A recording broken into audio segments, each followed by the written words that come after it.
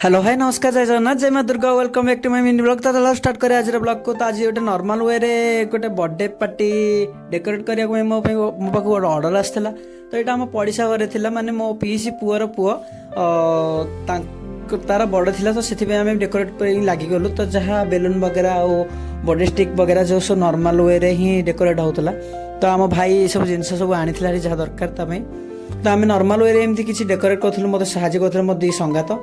तो ये देखिपे final look birthday decorator केमती लगुच आप कमेंट माध्यम जनइबे। तो ये आम पलि आसलु पीछा पाखु जेहेतु आम पूजा सत्यनारायण पूजा पीछा बसते।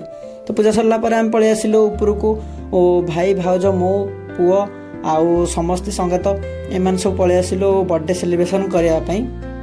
तो केक वगैरह कटाला।